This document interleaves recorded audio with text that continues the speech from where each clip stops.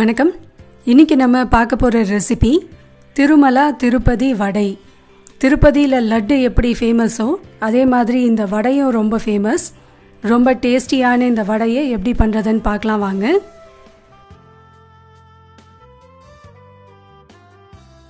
நான் இன்றைக்கி ஒரு 2 ஆழாக்கு கருப்பு உளுந்த ஒரு 3 மணி நேரம் ஊற வச்சுருக்கேன். இது ஒரு 5லேருந்து 6 மணி நேரம் ஊறினா கூட நல்லா தான் இருக்கும். ஆனால் குறைஞ்சது 3 மணி நேரம் ஊறினா தான் கரெக்டாக இருக்கும். இப்போ பருப்பு ஊறின பருப்பை நம்ம அரைச்சி எடுக்க போகிறோம். மிக்சியில் தேவையான அளவு உப்பு, 1 ஸ்பூன் மிளகு, 1 ஸ்பூன் சீரகம். இது நான் சின்ன ஸ்பூனுன்றதுனால 2 ஸ்பூன் போடுறேன். பெரிய ஸ்பூன்னா 1 ஸ்பூன் போதும். உப்பு, மிளகு, சீரகம் இதை போட்டு ஒரு தடவை நல்லா கிரைண்ட் பண்ணிவிட்டு நம்ம ஊற வச்சுருக்க அந்த கருப்பு உளுந்தையும் தண்ணி சேர்க்காமல் நல்லா கெட்டியாக ஒன்றும் பாதியமாக அரைச்சி எடுத்துக்கணும். அதாவது ரொம்ப ஸ்மூத்தாக அரைக்கக்கூடாது, குறைன்னு இது மாதிரி ஒன்றும் பாதியமாக இருக்கணும் பருப்பு. இதை அரைச்சி இப்போ ரெடி பண்ணியாச்சு. இப்போ இந்த அரைச்ச பருப்போட 2 ஸ்பூன் நெய் சேர்க்க போகிறோம். 1 ஆழாக்குக்கு 1 ஸ்பூன் நெய் தான் கணக்கு. நம்ம 2 ஆழாக்கு போட்டிருக்கிறதுனால 2 ஸ்பூன் நெய் சேர்த்து இதை நல்லா கலந்து விட்டுட்டு இப்போ இதை எண்ணெயில் போட்டு பொரிச்சு எடுக்க போகிறோம். இந்த வடையோட டேஸ்ட்டுக்கு உண்டான சீக்ரெட்டே பார்த்திங்கன்னா இந்த நெய் தான். சிலர் இதை வெண்ணெய் சேர்த்தும் பண்ணுவாங்க.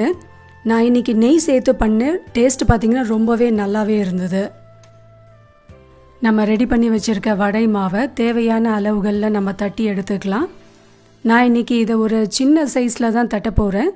திருப்பதியில் பார்த்திங்கன்னா இது நல்லா பெரிய பெரிய சைஸில் இருக்கும், ஒரு அதிரசம் மாதிரி இருக்கும். நம்ம இது வீட்டிலே பண்ணுறதுனால நான் ஒரு மீடியம் சைஸில் தான் இப்போ வடை தட்ட போகிறேன். ஒரு மீடியம் சைஸ் மாவை உருண்டையாக எடுத்து ஒரு ஃப்ளாட்டான தட்டில் நம்ம உள்ளங்கையை வச்சு நல்லா அழுத்திட்டு நம்ம ஆஞ்சநேயருக்கு மிளகு வடை பண்ணும்போது எப்படி பண்ணுவோமோ அதே மாதிரி தான் இதை தட்டணும். ரொம்ப சாதா வடை மாதிரிலாம் போடக்கூடாது. நல்லா உள்ளங்கையை வச்சு நல்லா அழுத்தி எவ்வளோ மெலிசாக போட முடியுமோ அந்தளவுக்கு மெலிசாக போடலாம். இதை அப்படியே வடையாகவும் போடலாம், இல்லைன்னா சென்டரில் லைட்டாக ஒரு ஓட்டை போட்டு, ஏன்னா அது மாதிரி ஓட்டை போட்டு பண்ணும்போது சீக்கிரமாகவே வெந்துடும். சென்டர்லலாம் நல்லா வெந்திருக்கும். எப்படி வேணாலும் நமக்கு எப்படி வசதிப்படுதோ அது மாதிரி போட்டு பொரிச்சு எடுத்துடலாம். அடுப்பை ஒரு மிதமான தீயில் வச்சுக்கணும், ஏன்னா இது சீக்கிரமாகவே நல்லா வெந்துடும். மிதமான தீயில் வச்சு நல்ல ஒரு கோல்டன் ப்ரௌன் கலருக்கு வரும். அந்த சமயத்தில் இதை எடுத்துடலாம். இந்த வடையை நம்ம கோயில் பிரசாதமாக கூட கொடுக்கலாம். ரொம்பவே சுவையான நம்மளோட திருப்பதி வடை ரெடி ஆயிடுச்சு.